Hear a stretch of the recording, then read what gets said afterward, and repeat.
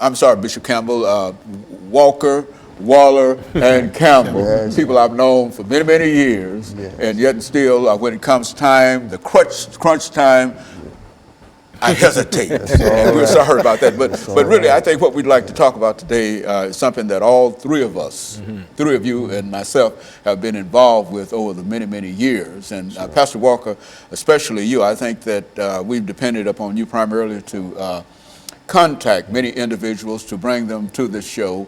And so in a real sense, let's start off with you by having you to take a couple of minutes to give us some information about your background, your education, and some of your experiences. Then we'll allow Reverend Waller to do the same in reference to his background, education, and experience. And finally, we'll come to Bishop Campbell, and we'll allow him to sort of close us out on that first 6-minute segment. And then we'll come back, and in that 8-minute segment, we'll start with Bishop Campbell, and then come on back around and do it like that. And I think that that will be quite instructive in terms of what we're trying to do. Let's start off with you, Pastor Walker. Well, I'm Pastor KWalker. I'm the senior servant of the Hands of God Christian Church located out here at 1545 11th Avenue North. And Dr. Haney, we've done quite a few shows together, and I'm always excited and delighted to be in your presence and to be able to bring, individuals on your show that I know have some good information and knowledge as well. I'm a native Nashvilleian. I attended the public school systems here in Tennessee, here in Nashville, up until a point where I got put out. I got put out of, I got put out of all of the Davidson County public schools, and I was not able to attend any schools in the city when I hit the 10th grade. Fortunately for me, I had gotten in some trouble as well and faced some time in juvenile, and the juvenile court judge, Richard Jenkins at the time, thought it would be best if I went into the military than it would if I went in and became incarcerated. I had shot an individual when I was 15 years old, and I went into the Navy. Stayed in the Navy about 19 months, long enough to get my foot wet, ride the ship overseas and stuff like that. Got out of the Navy, and at that time, you could go in the military without a GED, got out, or high school diploma, got out, went through Opportunities Industrialization Center, OIC, when I was in South Nashville, got a GED. Spent a little time at Tennessee State University, but all during that time, Dr. Haney, even prior to going in, I was always experiencing with drugs and stuff, and actually was addicted to drugs. Even when I was in college, I was shooting heroin and stuff like that. And of course, that eventually derailed my attempts at a college degree, wanted to become a fashion designer, and that derailed that. And of course, I ended up incarcerated in the state prison system, did a total of 5 years of my life incarcerated. And in August of 1986, August 24th, 1986, God stepped into my life, intervened in a powerful way. He called me into ministry, called me away from a 17-plus year drug addiction directly into ministry, and I've been serving him ever since. But Reverend Waller, talk about yourself for a minute. Dr. Haney, I want to thank you for allowing me to be here. I am really grateful, man. I came from the streets which I grew up at in West Nashville on 40th. As a little boy growing up, I loved the basketball. And in the midst of loving the basketball, out in the yard playing by myself, I got captured by the street life. And in the midst of all of that, I got incarcerated in street life for 20 plus years of my life without being behind bars. Captured in my own community by a chemical that controlled my life for so many years. I went to Cone High School, and a lot of people thought I was going to become a great basketball player, but I didn't even know who I was so out of control. But again, as Pastor KWalker invited me, as he shared on how he was released from the bondage, and now I've been delivered myself for 24 plus years. And it's amazing that there's so many people that are still doing the same thing that we used to do. And I'm just grateful to be here to make a difference. Now, Bishop Campbell, we have a minute for you to sort of make some statements, and then we'll come back to you during the second segment and start with you. But say who you are over the last minute that we have here. Yes. Bishop Campbell, and then we'll come back to you. I also want to thank you, Dr. Haney, for allowing me to be here. My name is Bishop Marcus Campbell. I'm the pastor of the Mount Carmel Missionary Baptist Church located at 1032 Monroe Street, and founder and CEO of the Gentleman and Not Gangster Juvenile Mentoring Program that we have here in Nashville, Tennessee. And so quite a bit has been done in reference to that particular program, and I think that the three of you bring some excellent information in reference to how we might be able to deal with some of the challenges that are facing our young people today. And so we're going to take our first commercial break, and we'll be back with our audience following this very, very short a commercial break.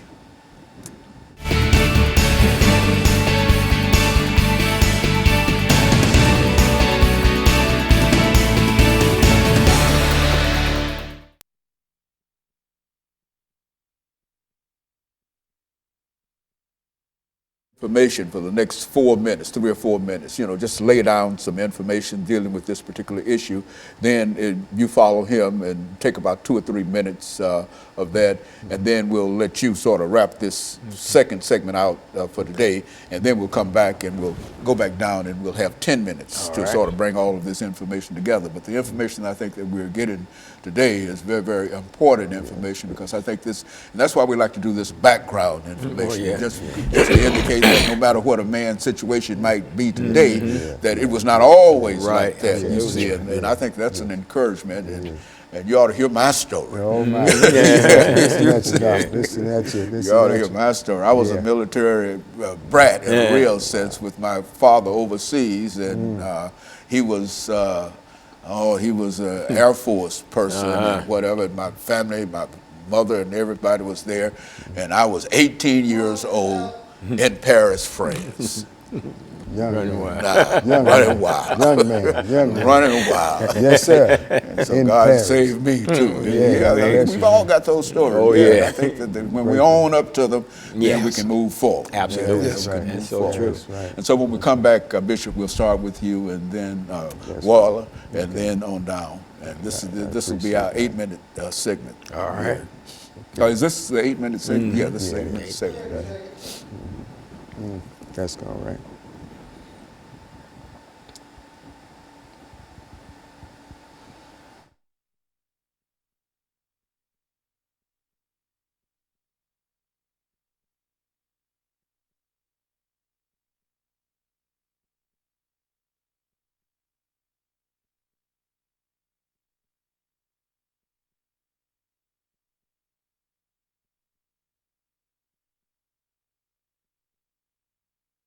Thank you, and welcome back to the second segment of the show for today.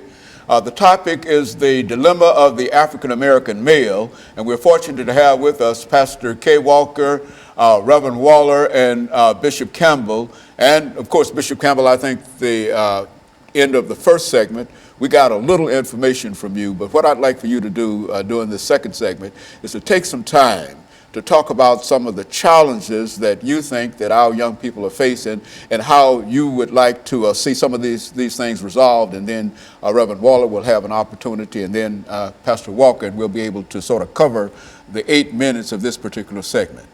Yes, sir. Dr. Haney, dealing with the organization that we have, Gentlemen and Not Gangsters, dealing with the juveniles that do come through the program, one thing that we do notice is that we have an economic dilemma.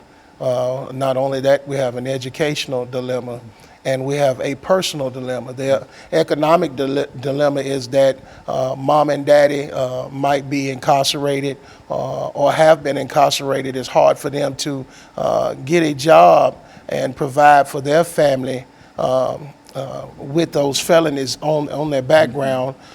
Juveniles are not able to have any employment because of their age, or they're just not jobs that's willing to give them a chance or to try them out. When we look at the economics, most in the black community, not many of them is making more than minimum wage because of the educational background of where they don't have a great education. When we look at a lot of schools in our black community, especially here in Nashville, their test scores are so much lower than schools that are outside of the demographic of where we live at in the poverty places in Nashville that we are. And the personal issue that I see is that because of the parents and what they are accustomed to, what they have been taught, what they have gone through in their lives, they're teaching their kids the same thing. So they're just prone to what they've been taught, what they see, their environment, and is causing a dilemma with our black males because they're becoming what their environment is. And I just believe if we had a better economical system for our black community with great educational background there to support support them to be able to get their economical ways together. I think the personal problem with the parenting and the child would be totally different, but that's what we deal with a lot of times. We find that the parents are not as involved and engaged in their life as they should be. We care more for the kids than they do. They drop them off at the front door, they leave them. They don't come inside to see what the program is about. A lot of times they might not even drop them off. They give them a little bit of bus fare and tell them to get there the best way they can. So I think there's a big overall picture that we can't just key in on one point dealing with the dilemma with our young black males in America. You know, Bishop Campbell, what I'd like to understand, and perhaps you might be able to give us some information in reference to this. Do you think it would be cost effective for our governmental officials to provide our young men and women with some kind of employment instead of simply refusing to do anything in that direction? Do you think that that would help us out? It would help us greatly. You know, being in the faith-based community, we have a saying of what we say is the idle mind is the devil's workshop.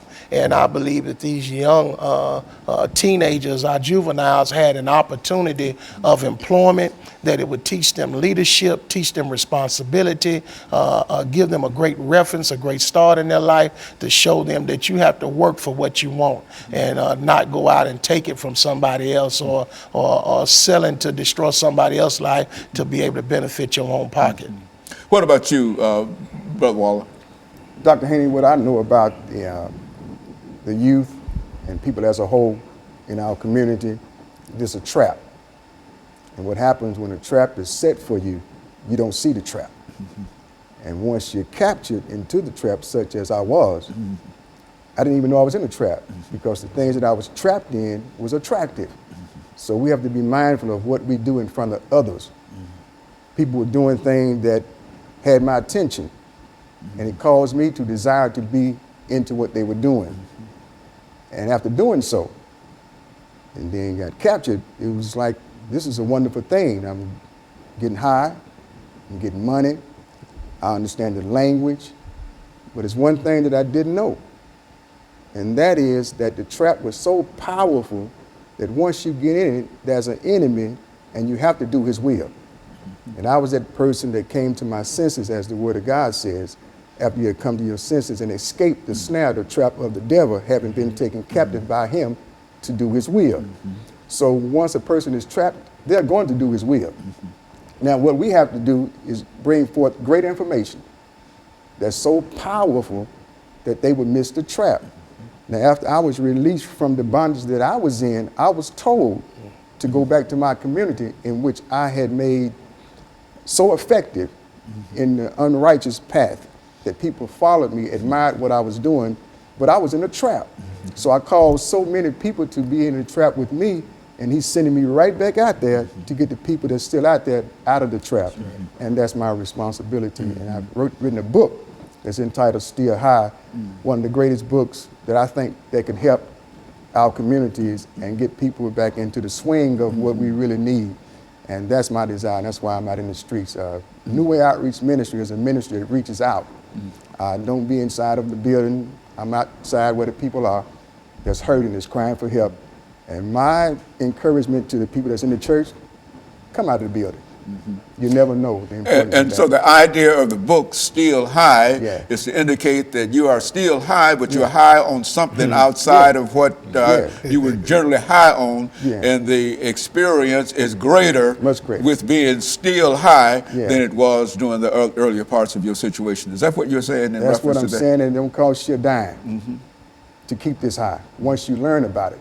And it has so much information that the same enemy that captured me don't want nobody to get this book. This book been out since 2013, and I believe Nashville should be flooded with the book. If you want to see a difference, you never know until you try it. And I think some of the problems that we're talking about here are not problems that are limited in terms of the African-American experience and the African-American male, because in a real sense, getting high in the other sense is a national problem now, which is to say that more people are dying of cocaine and et cetera than in automobile accidents and et cetera. And so I think what you have there as a book is something that is very, very valuable and needed Yes. in terms of the kind of situations that we find. Not African American males, but African Americans, other groups, and all of them find the same problems, the same challenges, and et cetera. And so what we're going to do, Reverend Walker, we're going to take this second commercial break, and then we're going to come back and we're going to start with you doing this last 10-minute segment and then go down. And we'll be back with our audience following this very, very short commercial break.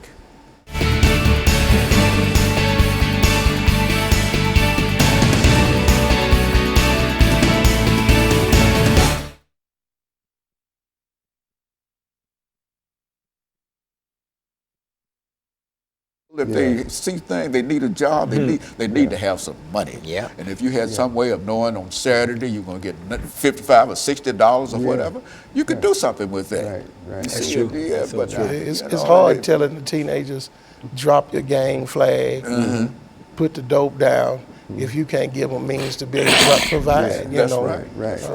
It's hard to And do that's it. hard enough for me to understand that our leaders and state legislature folks can't seem to understand that it's much more cost effective to do it that way Yes. than, but I don't know. Yeah, it's amazing how they go. Well, anyway, Reverend, we're going to start with you when we Okay. come back during this second segment. We'll have 10 minutes, and then you take about 3 minutes of it, and you take about 3 minutes of it, then we'll do the last couple of minutes, and then end it out for the day. But this is exactly, I think that this is this kind of information is people need to know this. Yeah. I think people know it, but Yeah, it needs somebody to come to pull it all together and make Without a them doubt. understand I mean, that. 'Cause that's what it's about. It just is. so many lives are simply being disrupted Man, and it destroyed is. in terms of what It we're is. doing here. It really is. So, It definitely. and so, Pastor, we'll start with you. All so right. you know what we're doing. Here. Just pick it up and deal with what let's take about 3 or 4 minutes on it. And then Wallace, and then It's going to be let the bishop close us out. All right. that what we put together. Okay. Yeah, it would be great. 30 seconds. Yeah, I like this show.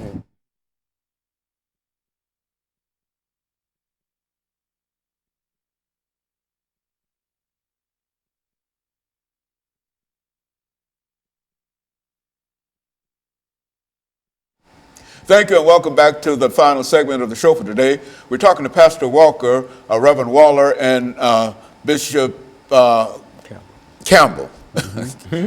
Reverend Campbell. Yeah, that's all right. Hey, I'm a pastor here, Yeah, I'm a reverend that's there, right, that's and I'm a right. bishop down there. By the time I get to the bishop, I forget who the bishop is. Out of all that. Next time, Bishop, I'll start with you. But let us start off, Pastor Walker, really by making some comments in reference to the topic that we're trying to deal with today. And I think all of us understand the tenor and the purpose of what we're trying to do here. And let's speak from that perspective. Okay. You know, Dr. Haney, one of the things that Bishop Campbell touched on, and that you also offered some feedback into, we talked about the economics of it all. You know, we talk about one of the common denominators where people are that deals with the violence and the gang involvement, the drug selling, the robbing. It's all about economics. It's all about money. We live in America, the land of opportunity, a capitalistic society. Where money is the voice. Money speaks. Money gets things done. You know, money is right up there with oxygen. You got to have it to survive and live. And I think what's happening is that we know money is needed. We say we go to our youth or young men and you know, we want to talk to them about, you know, getting a job, and at the same time, what we're doing, we're asked, because you said something about the government, you know, doing something. Well, the government has done what the government's going to do. And that is, they took away the stuff. You know, they began to take away those things that worked. You know, the government took away the ability for a young black man to go into the military without having a high school diploma or graduating high school. That was a safety net that kept us out of the school to prison pipeline. You know, we had an option right there to go into the military. You could drop out of school, and a lot of us grew up with the idea and thought in our head, we drop out of school and go to the military. But now you can't do that either. So, then, you got the summer program that they took away, the community centers that they took away. And, and we look at all this stuff, the feeding, youth in the park, all that kind of stuff that the government provided and began to take away. And then Bush with this faith-based initiative stuff, which is just another mechanism to control folks. You know what I'm saying? So my thing is this. I don't think it's logical for anybody that's really out here trying to help the youth try to build our community or help restructure some things. I don't think it's logical to believe that the government's going to give us something that they're taking away. Why would we think that the government, is going to give us some money to help us when the government is the one taking the money away from us? That was helping us. So what we have to do, we're going to have to create our own. You know what I'm saying? If we want to provide jobs, we're going to have to create the monies ourselves and provide the jobs ourselves. Otherwise, won't no jobs be provided. We'll still be trying to get a 501c3, still begging the government for this, still begging this private foundation for that. And then if they give you the money, then you're starting to make a difference. They start seeing lives change. They start seeing growth and stuff and development and stuff like that. Then the next time you apply, submit for that grant, they're not going to give you the money because they don't want to see you succeed. But now if you're not doing anything, you're not producing no results, but you're just looking good on paper, they'll keep on giving you money. You know what I'm saying? But if you're showing some positive results and you really impacting the lives of these people, they're going to pull that money back because they don't want it to happen. You got the privatization of the prison system here going on, and they asking the states to guarantee me 90% occupancy, and you think the state going to give you some money to mess up that contract they got? No, they're not going to do that. So if we're going to do something, then we got to create our own monies, and we got to come together. If you want to change a community, you got to buy it. You got to go in and buy it. You see it happening all over town. 12th South used to be 12th Avenue South. When folks went in there and bought it, they turned it into 12th South. I mean, we could do the same thing if enough people would just come together and pool resources. There's industries out here. If I'm standing in a room full of young black males that's selling dope, I'm not going to go in there talking to them about go get you a job because these are entrepreneurs. I need to talk to them about their job. Yeah, that's the only job absolutely. that they find available, and that's the job that they work. And that's it. They're entrepreneurs at heart. So you got to talk to them about entrepreneurship. You got to show me a way I can make some money. You know what I'm saying? Some real money out here. Show me how I can own my own business and how I can employ some people myself. That's what we have to do, and stop begging the government for stuff that their government ain't trying to give us. Brother Waller. Dr. Haney, what I like about an opportunity to reach out is that the gift that we have, a lot of us have gifts and don't really know how to exercise it. And when we do and get captured, we can no longer pursue it. That happened to me. So I have a chapter in my book called Forsaken Talent. And then after that, the chapter next to it is called Out of Control. And if you don't mind, I'll give you a little reading of it, just a little dab of Out of Control. This is what used to happen to me years ago before I ever thought about it in book writing. I can remember people asking me, Ricky, what college are you going to? Or who is recruiting you? My answer was always the same. College. Why would I go to someone's college and take a chance on breaking my ankle? I am making more money now than I would going to somebody's college. That's how I used to talk back then. And I said, how